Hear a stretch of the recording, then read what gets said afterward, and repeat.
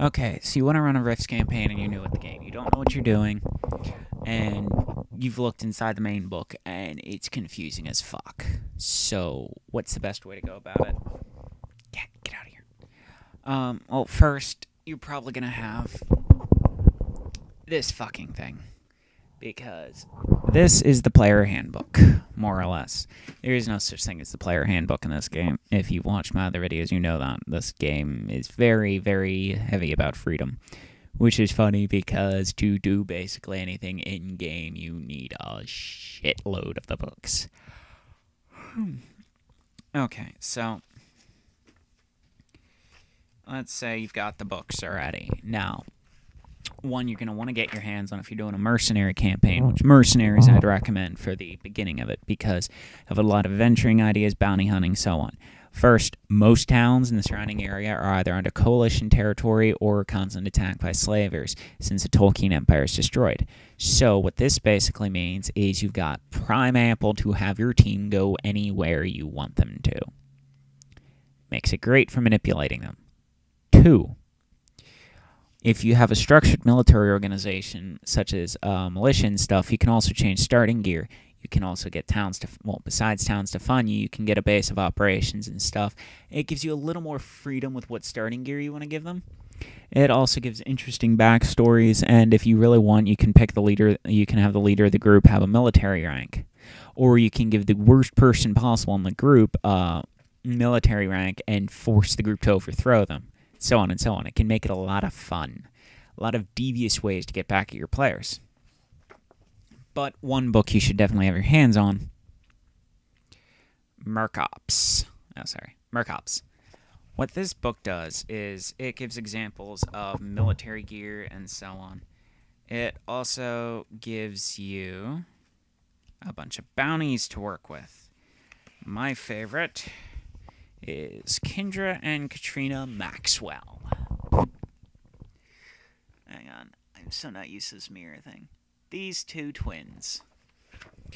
It basically gives you an entire plot to work with them that involve either working for them or capturing them, screwing over the coalition or screwing them over, and possibly an interesting boss battle because they're nothing light to be taken care of, but they're entertaining as hell to work with. Second, if you're running a campaign, you're going to want this. The Adventurer's Guide. Gives the DM a great material to work with, but I'm focusing on mercenary campaigns right now. Now, when you're running a mercenary campaign, you have to take into account they're going to have enemies, especially if they're a merc group. Now, easiest set of enemies is they pissed off the coalition, but if you're creative DM, you're not going to just rely on the coalition as bad guys. Coalition can be a fun gray area to work with. Maybe the humans in some of the coalition states have a reason for being so xenophobic. Work it in. And then you can really fuck with the players by making everything they're saying come true. Like, for instance, if you've seen X-Men Origins, every little thing Magneto says...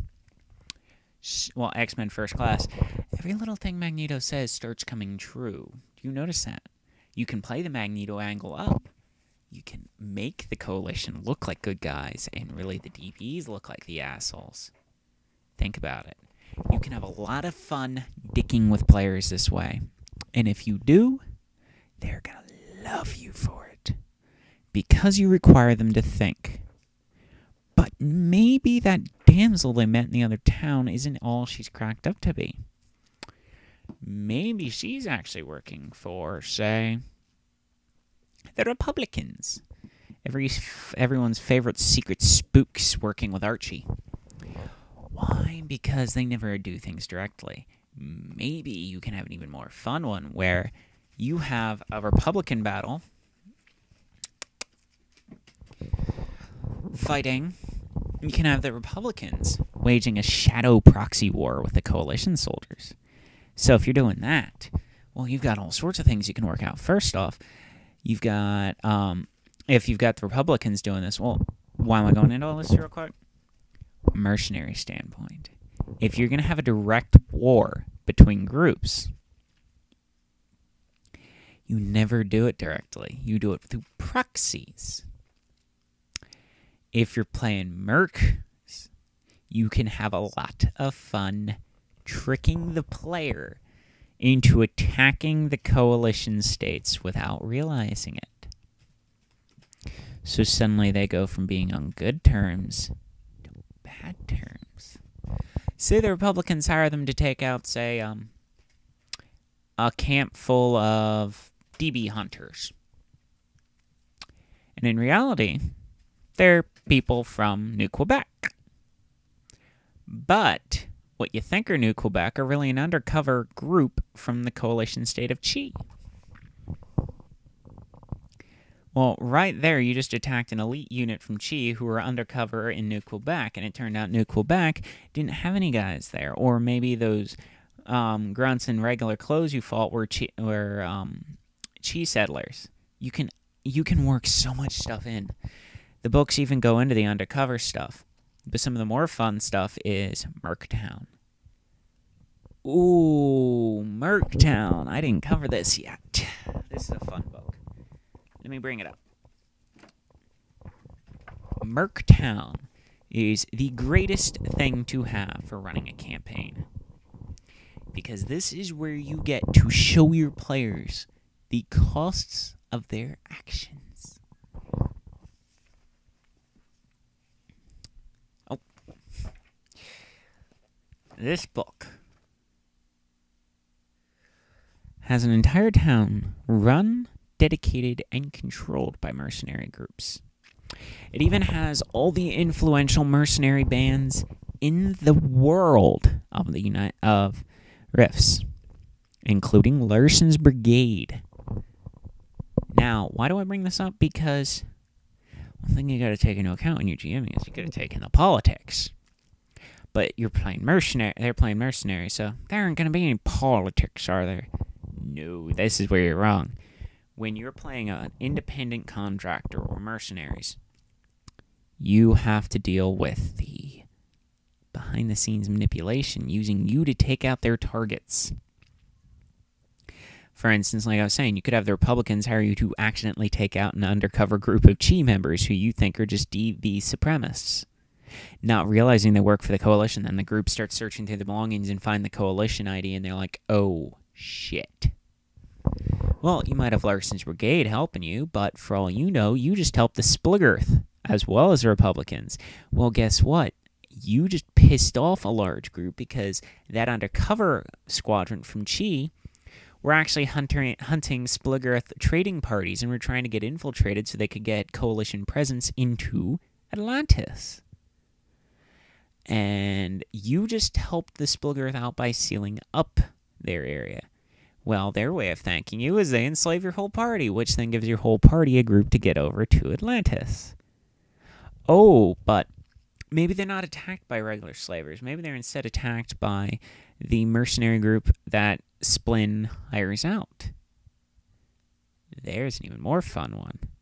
If you're hired out and tricked to go with them, with a mercenary group using little hidden cloak and dagger tactics, you can trick the party into going anywhere you want, picking up anything you want, and fucking up any way you want. They screw up your story, you can just find another way to twist it with the politics. And no place shows this better than Merctown, because every mercenary group either is independent or has some sort of sponsor or an enemy they constantly go after. Larson's Brigade, for instance, constantly attacks CS groups, where another group, I don't remember what the hell they're called right now, are... Hang on, let me look. What are they called?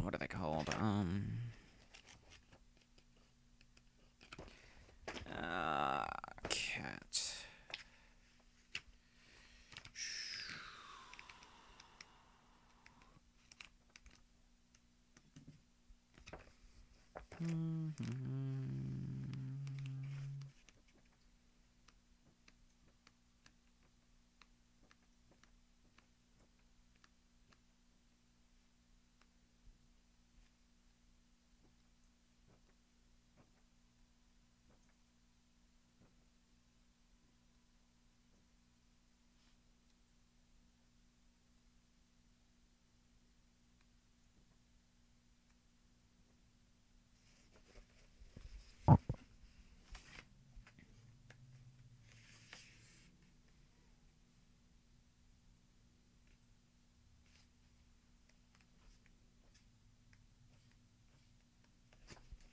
Okay, here they are. What are they called? The Shadow Warriors. That's what I thought they were. The Shadow Warriors are a group that work entirely for Splin. They're a nice little trick. You could use them, for instance. If you attack a Splin group, well, maybe they're not going to like you so much. Or you attack this group over there, but they love DBs and such. Or maybe you're forced to work together with Armageddon Unlimited. Well, Armageddon Unlimited are a bunch of assholes. So you work with them, well, now you've got the largest missionary group in the world, Larson's Brigade, hating your fucking guts. You see where this is going. Every little mercenary action causes you friendship and hatred. And the more skilled they get at it, the larger the ambushes you can qualify for them to be attacked. Like, say they've pissed off the Chi enough, well, suddenly, Coalition State of Chi-Town doesn't find this so amusing. So they send out 10 squadrons after them. I don't care how skilled your mercenary group is, when you've got 5 against 10 squads of 1,000 men each, you're going to run like fuck. See where I'm having fun with this? So, to all you rifters who like to start new stuff, thing to remember, always go mercenary. Next week, I'll be covering Atlantis and Splin, one of my favorite areas to cover, and I never got to go there in my campaign. But you'll see why. I love Splin at Atlantis. Till next time, see ya.